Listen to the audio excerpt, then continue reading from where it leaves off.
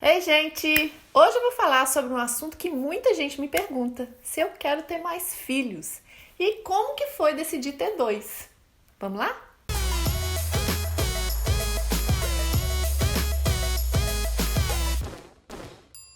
Bom, eu vou começar falando de como que foi a decisão de ter o segundo filho, que na verdade não foi uma decisão nada fácil de ser tomada, tá? A gente levou bastante tempo até decidir. Mas antes de entrar no assunto, eu queria falar que esse vídeo está sendo feito em colaboração com a Natália, do canal Depois que Nos Tornamos Pais.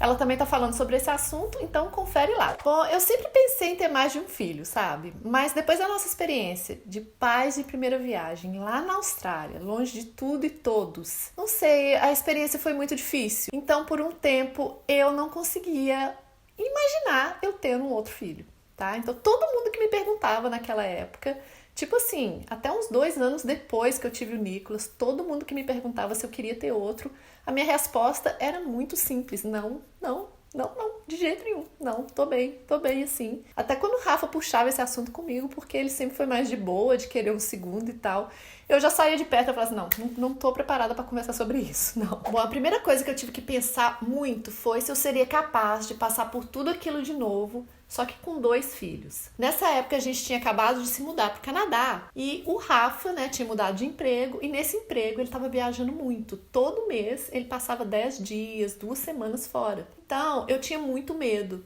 de ter uma criança pequena, mais um bebê e sem ajuda nenhuma, né? Sem familiares aqui perto, sem ninguém pra me ajudar. Porque, gente, ó, ter tido o Nicolas na Austrália foi muito mais difícil do que eu imaginei que seria. A gente estava planejando ter um bebê desde que a gente morava na Venezuela, mas a gente não queria engravidar lá por causa da situação política do país e tal, né?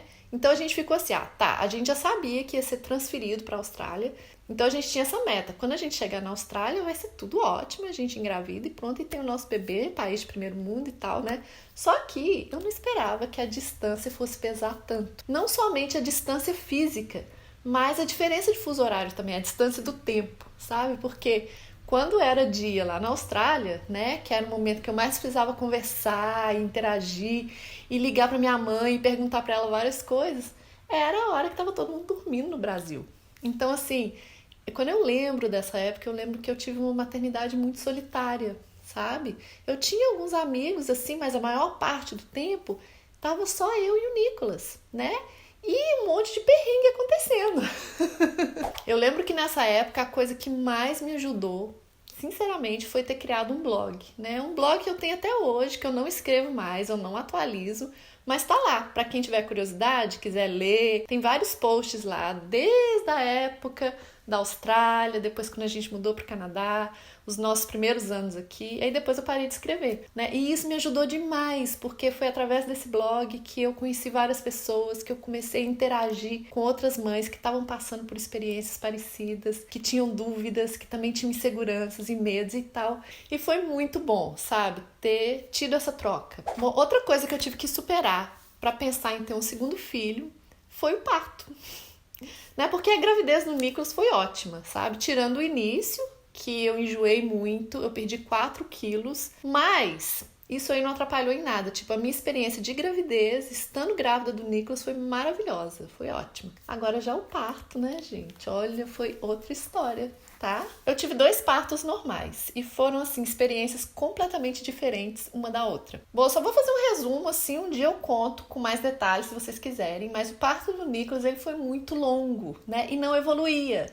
Então, assim, eu passei 50 horas em trabalho de parto contínuo, com dores muito fortes do início ao fim.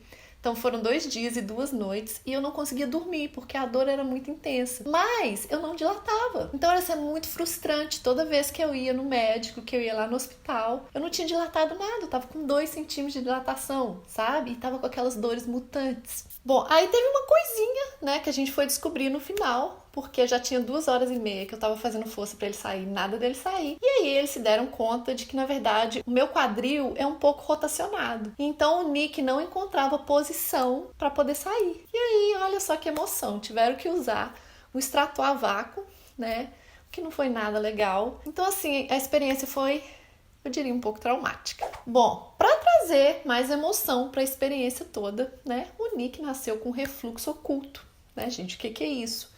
é o refluxo que ele não faz a criança vomitar. Então, o conteúdo do estômago, ele vem até aqui em cima e volta. Ou seja, queima 2 vezes. E a dor produzida é muito maior. E é mais difícil de diagnosticar também. Então, o que aconteceu, né? O Nick chorava dia e noite por causa desse tal do refluxo, gente. E ninguém sabia por que ele chorava tanto. Aí eu não conseguia amamentar, porque ele não pegava o peito, ele ficava arqueando para trás, todo vermelhinho, fechando os punhos assim, chorava.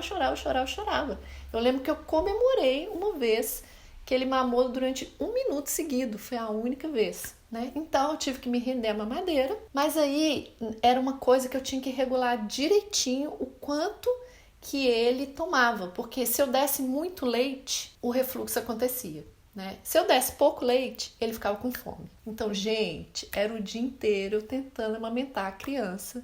Era muito difícil. Eu tinha que anotar o quanto que ele tinha mamado, que horas que ele dormia, o quanto que ele dormia, porque ele quase não dormia, o refluxo não deixava ele dormir. E era ali no meu colo, ó, eu ali horas e horas e horas com ele no colo, para tentar fazer ele dormir um pouco mais. Então, gente, de noite nem se fala, né? Eu acho que eu já contei em algum vídeo que era eu e o Rafa se alternando de noite para conseguir fazer com que ele dormisse, né? Enfim, e eu ficava super preocupada com o Rafa, né? Porque ele ficava muitas horas acordado de noite também e ele trabalhava numa mina subterrânea. Então, gente, era uma preocupação atrás da outra.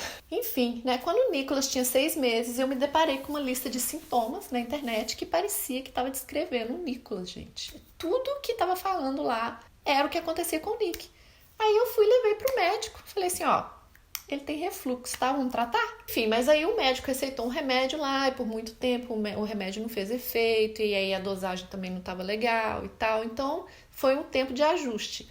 Com 15 meses, o Nick finalmente comeu a sua primeira colherada de arroz com feijão, né? Eu lembro que eu chorava, minha irmã tava lá visitando a gente e eu chorava e ela olhava pra mim, o que tá acontecendo, minha irmã? E eu falava assim, você não tá entendendo, é a primeira vez que o Nick tá comendo a comida inteira, sem eu fazer aquelas papinhas assim, que não podia ter um fiapinho, sabe? Que ele fazia ânsia de vômito. Gente, olha, foi assim, eu classifico como um dos melhores dias da minha vida de mãe, né? Agora é engraçado, né, que quando eu lembro assim, o que eu imaginava antes de ter filho? Eu imaginava o bebê dormindo um tantão, né? Eu tranquila ali montando o álbum dele de fotos, tirando foto, aquelas fotos lindas, né? Usando assim um lençol branco de nuvem, um lençol azul de mar, colocando passarinho, peixinho, bebê ali no meio dormindo, eu tipo, fazendo chantala,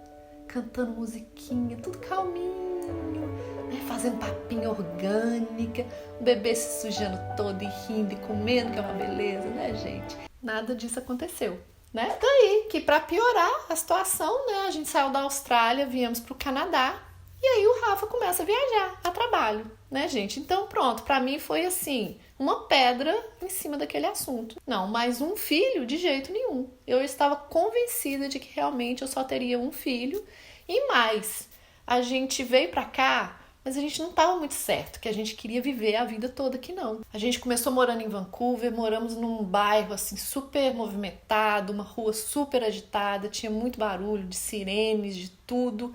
O Nick, que estava começando a dormir a noite toda, começou a acordar a noite toda. Olha só que emoção, né, gente? Que coisa boa. Então, e a gente tinha na nossa cabeça que a gente ainda ia voltar para o Brasil, que a gente, tipo, de repente ia ter uma experiência de 2 anos aqui no Canadá e depois a gente voltava, né? Então eu fiquei assim, se a gente vai voltar para lá, ele vai ter companhia de primo e tal, não vou preocupar com ter outro filho não, tá tudo certo, né? Aí, o que aconteceu? Né? A gente mudou para uma cidade pequena, né, gente? E eu me apaixonei, né? Encontrei a paz, encontrei a tranquilidade, encontrei a rotina. Foi morando aqui, onde eu moro até hoje, que eu me encontrei, eu comecei a ter mais tempo pra mim, eu comecei a desenhar, eu comecei a fazer coisas que eu gosto, comecei a aproveitar mais o Nicolas, e aí ajustei a rotina dele, começou a dormir bem, começou a virar uma criança mais calma, né?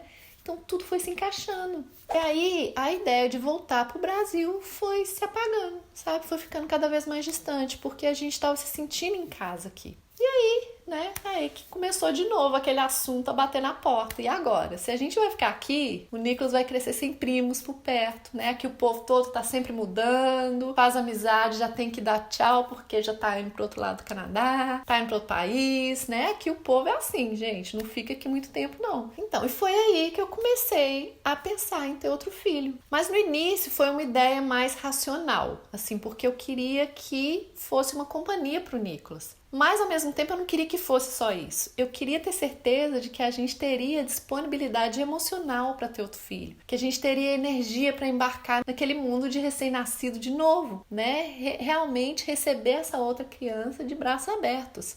E aí aconteceu a última coisa que eu precisava para me sentir segura dessa experiência. Eu conheci as midwives daqui de Squamish, né? Que é um grupo de parteiras, assim, que ajudam a mulher, dão apoio na hora do parto e durante a gravidez e tudo, né? E elas são fantásticas. Então eu conversei com uma delas, que inclusive foi a minha midwife mesmo, no dia que a Lily nasceu, e eu senti uma confiança tremenda nela. Aí busquei a ajuda de uma fisioterapeuta para solucionar o problema do meu quadril. Ela me ensinou movimentos que eu deveria fazer na hora do parto, para que a Lily encontrasse a saída dela, né? E deu tudo certo, gente. Então eu tive uma outra experiência. Daí eu consegui fazer as pazes com a minha experiência passada. E eu pensei assim, não, de repente essa nova experiência vai ser diferente. Por quê? Porque eu sou uma mulher diferente agora. Eu já vejo as coisas com outros olhos, né? Eu sou mais segura. Eu já sei mais o que esperar quando a gente tem um filho. Eu sei que existem problemas, eu sei que existem fases, e que tudo passa, e que tudo tem um jeito, né? Bom, e foi assim que a gente decidiu engravidar de novo. E em maio de 2011 eu engravidei da Lilinha, né, gente? E hoje eu fico imaginando se a gente não tivesse tomado essa decisão. Nossa, dá até um aperto no coração. A nossa vida seria tão diferente, né? A nossa família seria tão diferente. A dinâmica da família e tudo. E tipo assim, cada um dos filhos acrescentou alguma coisa em mim, né? O Nick me fez uma mãe mais forte, mais segura, de correr atrás das coisas, das soluções. E a Lily me fez ser uma mãe mais tranquila, mais relaxada. Então foi um equilíbrio, né? Que com o Nick eu já estava chegando lá, eu estava controladora demais. E a Lily me fez baixar um pouco a guarda, ser uma mãe mais tranquila. Então eu consegui encontrar o meu equilíbrio com os dois. E assim, no final das contas, foi ótimo eu ter esperado quase 3 anos para decidir ter um segundo, porque eu acho que a diferença de idade deles hoje em dia é perfeita, né? Porque eles brincam muito bem juntos e tal, mas isso é assunto para um outro vídeo, né? E respondendo a outra pergunta, se eu quero ter mais filhos, não, gente, não quero. Não quero não, tô muito feliz com os meus 2 filhos, eu acho que a nossa família tá completa, eu sinto isso, eu sinto que tá completa. Até quando eu pergunto pro Nick e pra Lily se eles querem ter um irmãozinho ou uma irmãzinha, se eles querem ter um outro bebê aqui em casa e tal, eles na mesma hora eles dizem, não. Então, né, gente, eu acho que a decisão tá feita. Sem falar que a idade já não tá ajudando mais, né, gente? Eu engravidei do Nick com 33 anos, tá? Então vocês fazem as contas aí, tá? Vou jogar essa bomba aí agora pra você. E eu acho que já tá na hora de terminar o vídeo, né? Então é isso, obrigada por ter chegado até aqui, tá? Me conta aí quantos filhos que você acha que é ideal pra você, né? E um grande beijo!